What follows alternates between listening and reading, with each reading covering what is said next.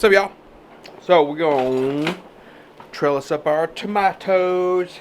So we're going to need some string. Put that up underneath the armpit right here. And then we're going to need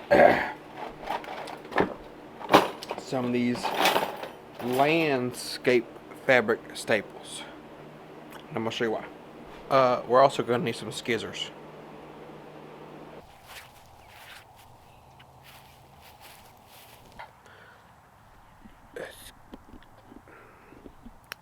So first off, before we get started, if y'all remember on my tomato plants, had those like weird little brown things. Well, I had a subscriber comment and say that they are aphid mummies. That's not right, not mummies. What are they? Petrified. Petrified? Not petrified either. Mummified. Yeah, well, the mummies, yeah. So, they are mummified, you can't see it, mummified aphids. And so what happened is actually a parasitic wasp actually got a hold of them, and like they do with the hornworms, it just kind of took over the body of them and created more babies. So they are not even alive, nor are they hurting my plant. They're just leftover skin pieces. Not neat. Cool deal. So, what we're gonna do right here. I know you probably can't see the line. Yeah, you can. Okay. So the line's up here. We're gonna take our string and we're gonna tie it up there, down to our tomatoes. Okay.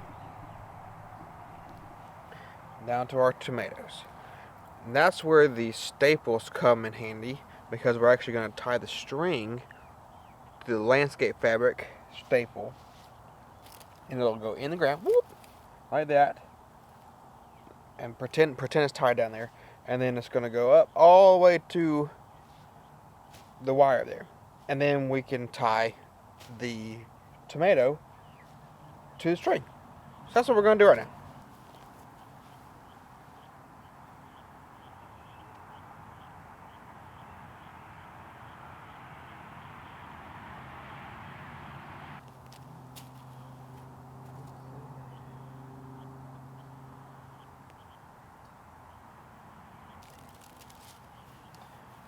Okay, so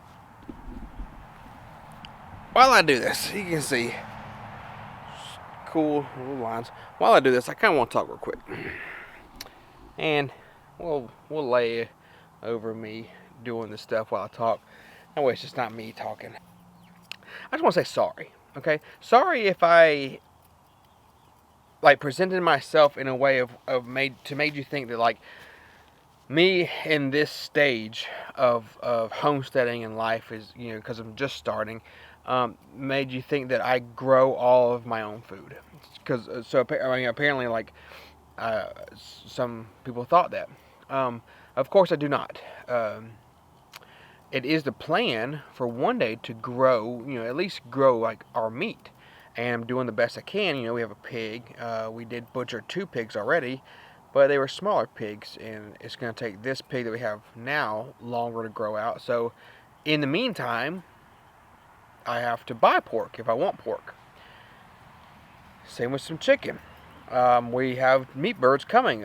We could have started already, but we had a vacation planned, and I was just thinking about like my parents watching our farm or watching the homestead and stuff, and I didn't want to put too much pressure or effort, or, you know, too much pressure on them to move the birds each day, because I mean, we were gone for like a week and stuff. So I had made the decision not to go ahead and get birds earlier, and so we waited till later. And then of course we can't grow our own beef here, because we just don't have the property for it, and so we do have to buy beef. But I don't know. I just wanted to reiterate the fact that like where we are in our stage. I mean, it's like our second year really doing this stuff, especially even growing stuff. Even my garden, like my garden's not going to grow everything that we eat vegetable and fruit wise. We're doing the best we can, and that's the point. of me. It's like of what we're doing here and showing is like our journey. And so we're by far, nowhere near growing all of our own meat and stuff or food either, and stuff. That's why we have a community around us so that we can get this stuff. And I say this because, like, I know I got the pork loin I got, and I cut up into the pork chops. Like, I wanted to show that, like, we got it, and of course we were gonna eat it tonight, and I got it to kind of give hope to some people that like want to get their hands dirty and cut up their own pork chops and package it and like get their hands dirty, really get a feel of how stuff goes, and like see like, okay, you can go to Costco and you can have to spend so much money. Like butchering a pig is not cheap, and you get a whole pig, and yeah, we sent our pigs off the first time, and of course like this pig I want to do ourselves. Hopefully, if everything works out, we'll do ourselves, because I know a little bit about like how to do it, but like there's people out there that don't, and so I was really showing and giving advice and like just kind of giving like a little bit of spark of hope that like, hey, just because you don't have land right now, or you might not have a bunch of land, and you might not be able to grow your the pigs or the chickens and stuff yet, but like here's some things that you can do to kind of get you started, get you rolling on that way. So, like I said, I just wanted to apologize if I made any assumption that I grow all my own meat. It's definitely like growing your own meat is hard, but it's not like too hard. It can be done, of course. It just takes time and effort, and then depending on like where you are in your life, your budget. I work a full-time job. I have other stuff that we're doing, and like I have a budget, so I can't just spend all my money on raising our own meat and stuff. So do the best we can with what we got, and find different ways to accommodate what we need. So just want to say that, and like I said, just kind of say sorry that if I made it out like I'm some kind of fully self-sufficient homesteader, because I'm not. I'm definitely still learning. I mean, I know there's a lot of people where we just kind of found us and stuff, and we're still growing, and that's good. But yeah, like not. This is a journey. This is my journey, and this is our journey. I'm glad you're with us and joining us and stuff. But just understand that like we're all growing together. We're all learning new stuff together. So just want to say that, and so I hope I don't know. I just thank you for being with us in this journey and stuff. So I'm yeah, that's pretty much it. Just know that. And I kind of mentioned in the beginning of like one of the other videos when I talked about all the time that we have and stuff. Like, we're not doing this because it's easy. We're not doing it because we're doing it because we want to make sure the stuff we put in our bodies is good. Okay. And again, I know the pork that I purchased was not the best stuff, but for some people that's what they can get, and that's one of the biggest reasons that I did it. And of course we're gonna eat it, because I'm not just gonna buy meat just to do a video. I'm gonna actually eat meat and stuff. So, and I'll show you how we prepare it. Yeah, another thing I'm doing while I'm putting in these is pruning my tomatoes, because I want them to get taller. I don't want them to bush out, and there's just a lot of little shoots coming up between the armpits.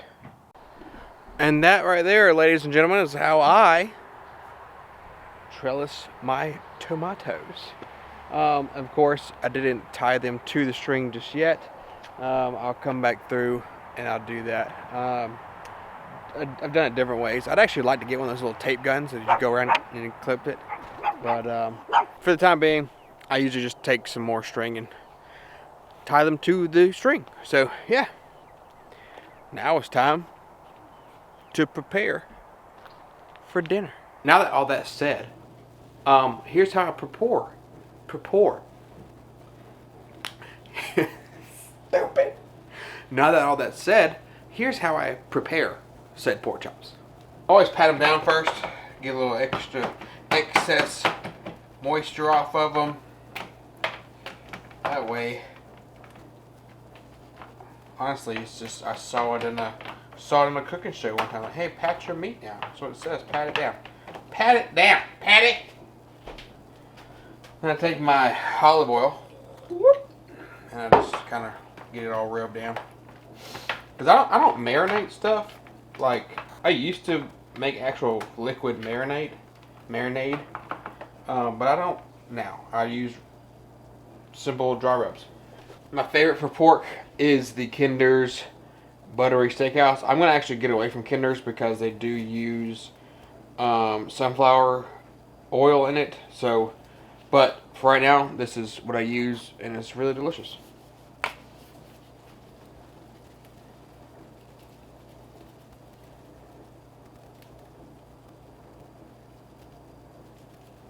I'm gonna get a little patty pat.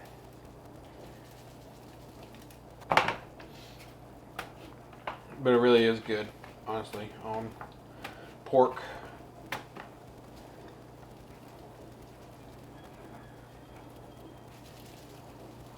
And then we just throw it on the Traeger. Yes, the Traeger's still going. I, of course, had to finagle it a bit at the beginning, but it's actually working pretty well. That new pan's still doing all right.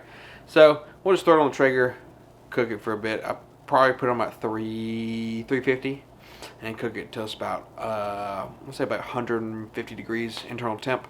And then we'll enjoy it. So yeah, appreciate you hanging out with us today and listening to me apologize.